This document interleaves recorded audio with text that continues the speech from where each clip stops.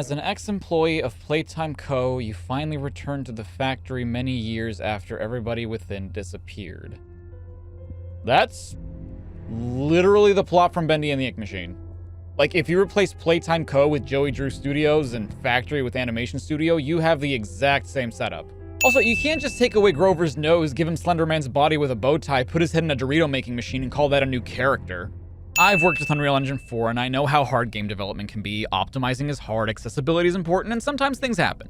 The game was stuck on the loading screen for a long while when I first booted it up, so I rebooted to make it run more smoothly, nothing wrong with that. But while I was doing that, I noticed a small little detail, and far be it for me to be an actual petty asshole about things, especially not to a fellow game dev team, but I paid $4.99 for this. The least you could have done is change the game icon from the default UE4 one. It takes 2 seconds.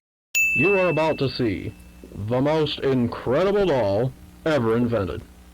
Her name is Poppy, and she is the first truly intelligent doll in the world. That is so obviously not this guy's voice, which is bizarre to me because he's clearly saying these things, so why was he ADR'd by someone else? Weirder still, I can't even confirm if it is this guy's voice or not because his name isn't in the credits, only the people from Enchanted Mob are. Which is also weird because their company name is nowhere on this, not even their game dev branch Mob Games. They're listed on the Steam page, they released a trailer for the game, but not a single logo in the game itself, at least none that I could find. Wow, whoever sent this VHS to the main character was really banking on the fact that they would still have a VCR to play that tape.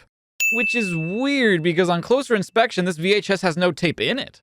Speaking of banking on me playing VHS tapes, I know this place shut down a while ago, but whoever sent me the first tape was really confident that I would visit this place and play the tapes hidden around. Which is weird, because they obviously want me to watch them to get context, but if that's the case, why are some of them hidden in such weird places as opposed to, I don't know, on the VCR already? Which you might as well have done because this storytelling device was done in Bendy too.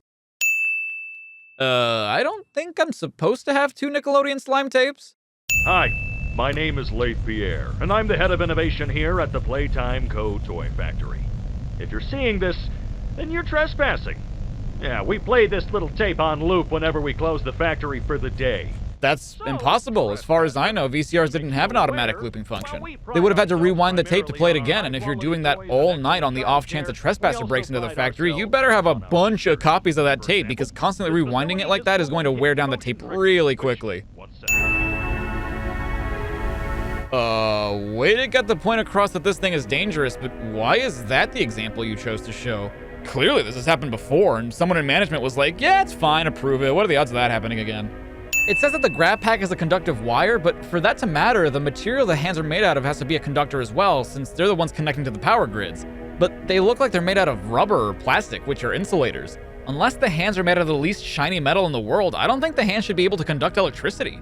Playtime Co. has designed hundreds of distinct toys, but none connected with people more than that of Huggy Wuggy. Our founder, Elliot Ludwig, aimed to create a toy which could hug you forever. As is always true, Playtime Co.'s 4-step process to creating the most lifelike toys was a success. Yes, because when I think of a lifelike toy, I think of Huggy Wuggy. Also, Huggy Wuggy. I don't understand why this poster was designed this way. You have a section for both do's and don'ts, so if scaring Leif Pierre is a don't, why make it confusing by making it a part of the do list and then being like, oh, but I put a not before it, so you shouldn't have done it. That's your fault for not reading correctly.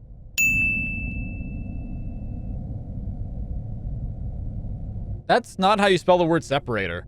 This part in the hallway before reaching the assembly area is super dark, and that's great for setting up a tense atmosphere. Or it would if I wasn't left wondering why I'm not pulling up the flashlight that I know I have because of the part I just had to do with the power going out where I can clearly see I had a flashlight on me. Which, now that I think about it, why did I bring a flashlight with me? And if this isn't a flashlight, what's this light source? It's for the orphans. I just wish there were less boxes. Anything less would be more habitable. Is that even a word? Habitable. Well, what were you trying to use it for? Why did you use a word if you didn't know what it meant? Or if it even was a word. And for the record, habitable technically is a word. It's a variation of the word abidable, which just means to be able to withstand or be patient for. Honestly, you could have used the word tolerable and it would have had the same impact while being better understood. You barely even knew what you meant.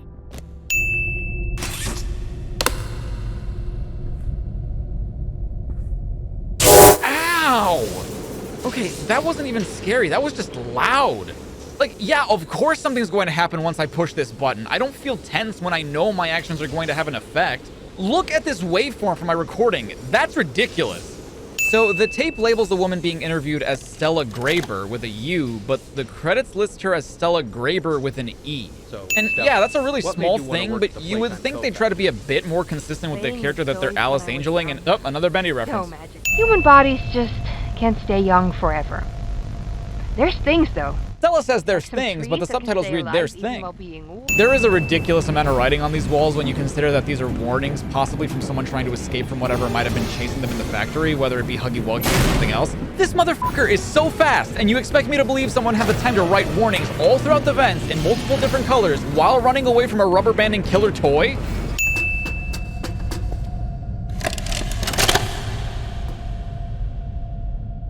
Final log. In relation, experiment 1006, the prototype. Coordination and cooperation is evidently within his skill set, as well as the skill set of all other experiments of his type. Wait, how is he the prototype if there are already other experiments with this type you can compare him to? Proto literally means first. Something else of note is that most of these VHS tapes, you know, video home system, are more audio tapes than anything. Really, only the tape the player receives and the one explaining how the grab pack works have any sort of video. Which makes me wonder, why make them VHSs at all if there's nothing to watch on them?